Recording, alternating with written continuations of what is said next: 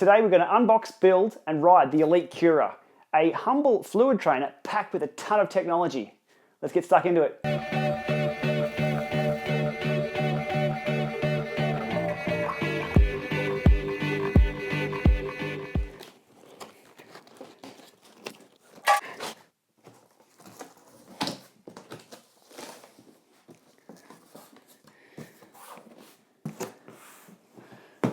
Alrighty, what have we got here? Standard bag of goodies and all the manuals. Now the actual unit itself.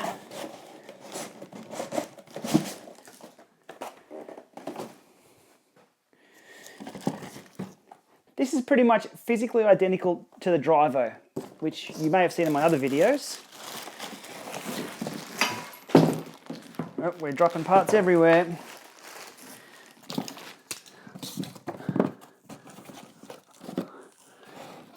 Oh, we've lost a part inside.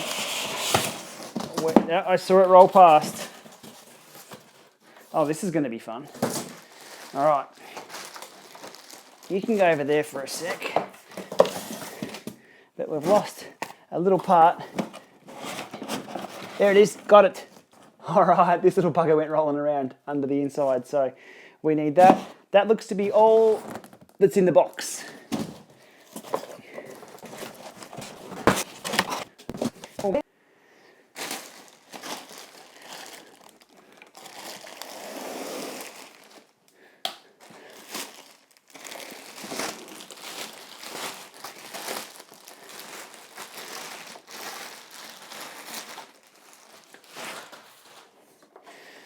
Alrighty, so the trainer itself, that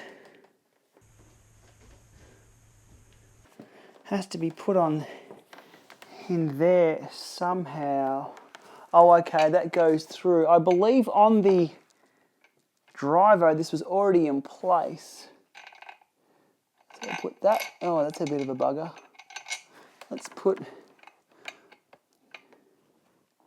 oh, come on. Okay, fine. Now, I'm not sure if they all ship like that. The Drivo definitely didn't. But that's to allow that to lock in place. And we twist that around so the legs don't move. Okay, other leg didn't come on here. The size we need to set these to is 28 road.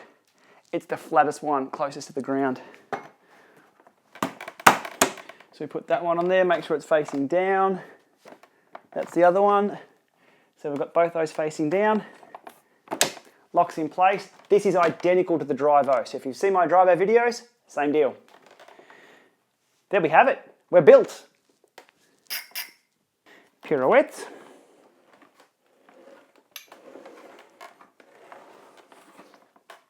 Now, notice one thing. No power cables. This thing is self-powered. I believe it has an internal battery to keep enough charge so you can actually connect to the thing, but powered by you. Keen to see how that works.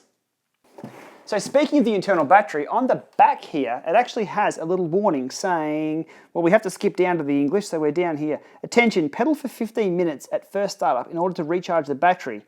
See manual on power supply. So there is a bit of magic going on behind the scenes that I'm not familiar with. So first of all, we'll get the bike on here, then we'll look at the manual to see what all this actually means. Okay, here's a cassette I prepared earlier. Neat little trick with the new Shimano's is a little thing here that you just line up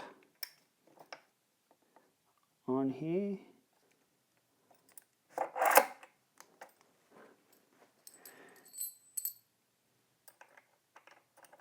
And the last two.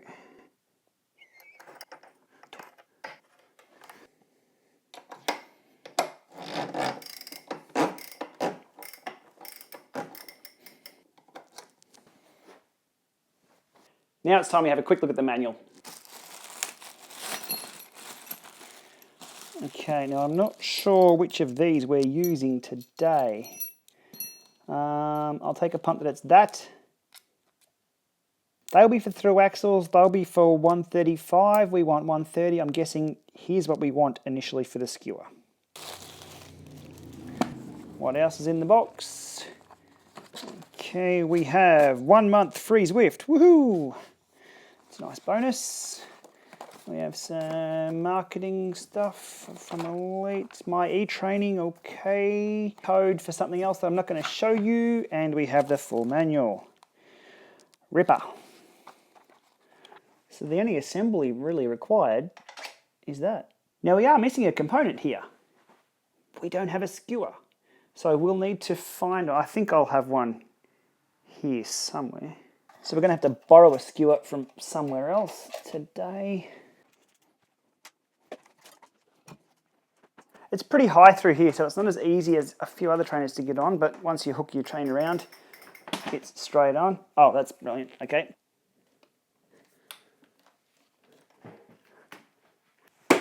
So that's all in place. It's all locked in. Nothing missing. So, can we turn the pedals and roll?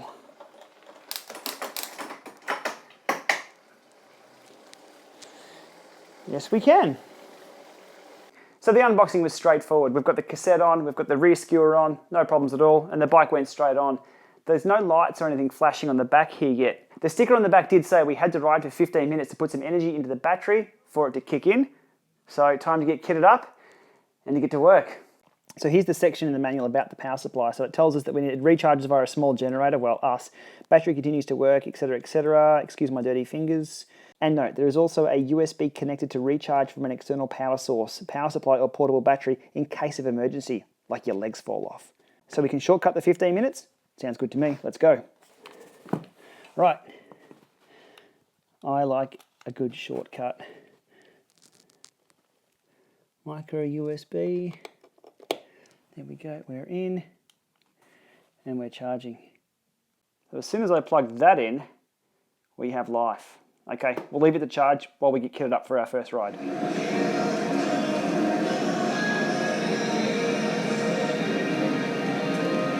First two observations on the KURA was one, it really wasn't that noisy. You can hear the music in the background here. And it was definitely a fluid trainer. It had that fluid trainer feel. If you're familiar with the old school Cyclops Fluid 2s and the Kinetic Road machines, this is exactly how they feel. There's not a lot of throw over of the pedal with inertia, but it's still pretty good training. And once this thing warmed up, it really came into its own. I didn't mind it at all. One big thing to remember about the KURA as well, it's non-interactive, so there's no automatic resistance control, which means two things. In Zwift and in virtual worlds, you won't get the automatic gradient changes, and you won't have erg mode where you set a certain power level and the machine keeps it there and you just have to pedal. You don't get that with a fluid trainer. This is a traditional style trainer where you choose your watts, and if you want to make it harder, you change down through the gears. So the non-interactivity is not necessarily a bad thing, nor is it a step backwards training-wise. Let me explain why. In erg mode, with a smart trainer with interactivity, what you'll get is, if you set it to say 300 watts and you want to go for 5 minutes, it will sit you on 300 watts. Well, it'll sit on 300, 305, 290, 295, 310, 305, 300, you see where I'm going. It just oscillates up and down a little bit. Some trainers do it better than others, but you really find if you're on threshold and you're cooking yourself just that little bit, those tiny rests are not enough for you to come back into your zone and really hold those watts and bang out.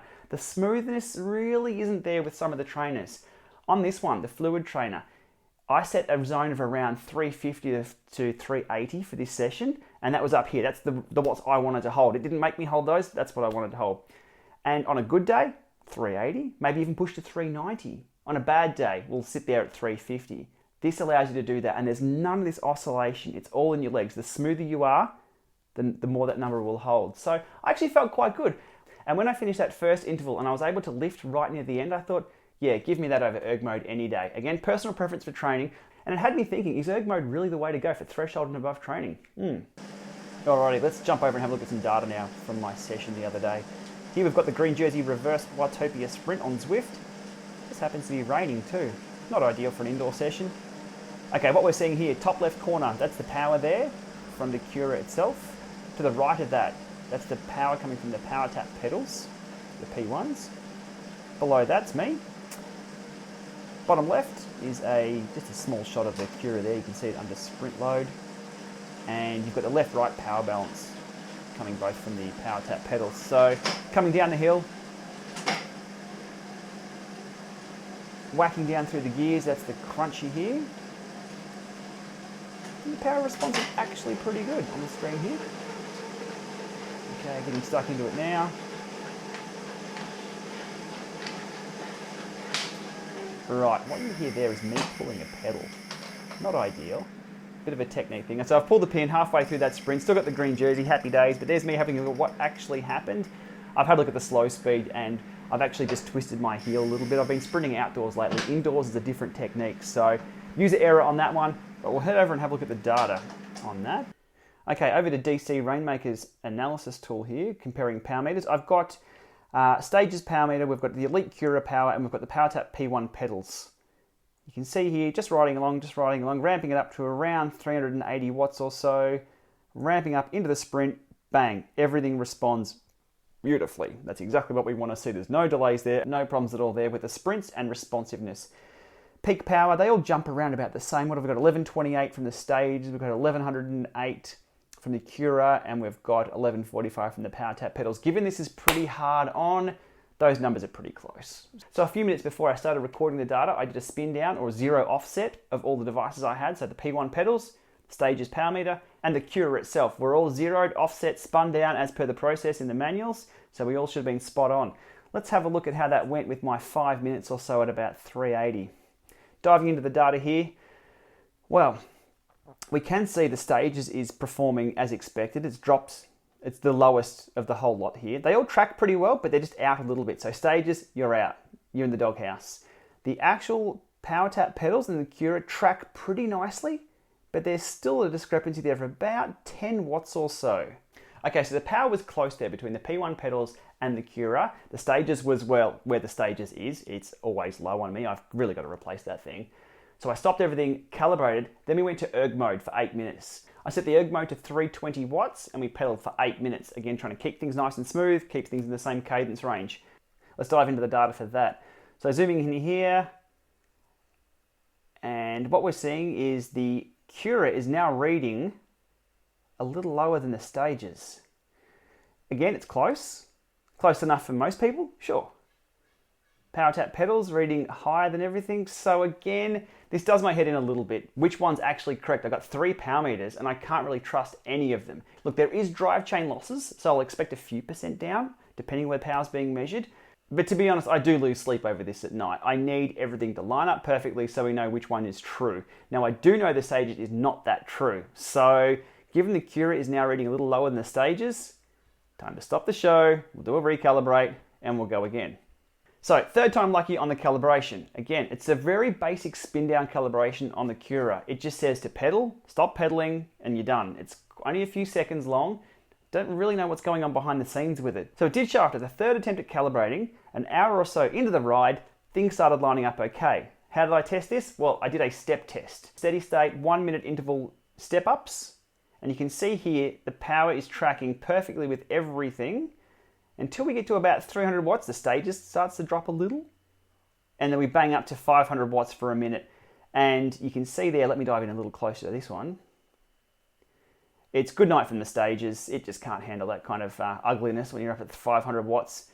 But the KURA and the P1 pedals tracking along quite nicely. And a final couple of spurts here on the sprints as well. Now these were really short, sharp, jumping sprints just to see where the power's spiking up and down. The pedals can't handle that too well. The Stages seems to do okay, but the KURA response time, bang, spot on again. So in summary from all that, the power responsiveness from the KURA, as soon as you're on the pedals, it responds straight away and broadcasts that power. There's no delay, there's no lag, it is spot on. The accuracy seems to be a little questionable based on your calibration. Now that took me 3 calibration spin downs to get that really lined up with the pedals. Again, the Stages, don't worry about that. I think the calibration process could use a bit of refining as well. It's very simple at the moment, and what we've seen there, it took me 3 goes to get that right and lined up with the pedals that I know are pretty accurate. So maybe a best of 3, maybe a longer calibration process or something like that within the app, just to make sure everything is spot on for everyone when you buy one of these trainers. And speaking of the calibration process, a lot of the apps we use don't have that built in. I know Zwift can't calibrate any trainers. You've got to pull out a separate app, get it done on your phone or your iPad or your computer and then connect it to, it's all a bit too hard. The apps we use, such as Zwift, need a calibration process in. I know it can be hard across the board with so many different trainers out there, but I think from an end user perspective, you just want to jump on, load one program, maybe press a few buttons to line everything up and then go. Having to pull out an app and do a spin down. And another catch with elite trainers as well is that they're Bluetooth or ANT+.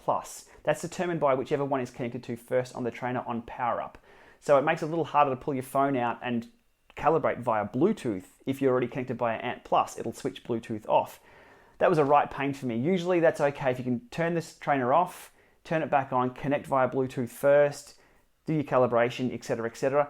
But this one doesn't have a power button. So I had to stop my session, wait 5 minutes for the trainer to actually shut off with its internal battery, come back on. I did shortcut this by getting my ANT+ dongle out for my iPhone and getting that all sorted, but it would be a lot easier if it was within the software we're using, such as Zwift. Click a button, do a calibration, make sure everything's lined up, and then ride on.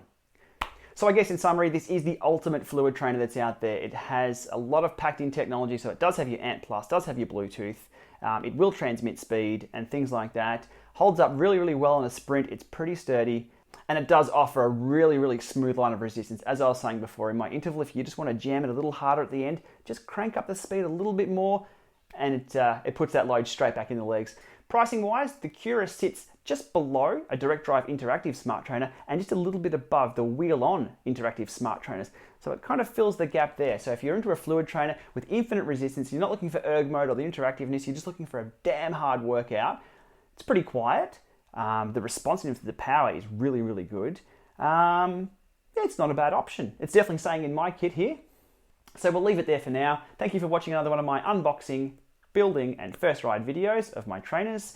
This one will be staying in the collection for sure. I'll link below to DC Rainmaker's review of this and all the tech specs as well, and I'll link through to Elite. Any questions, shoot them below. I'll see you soon.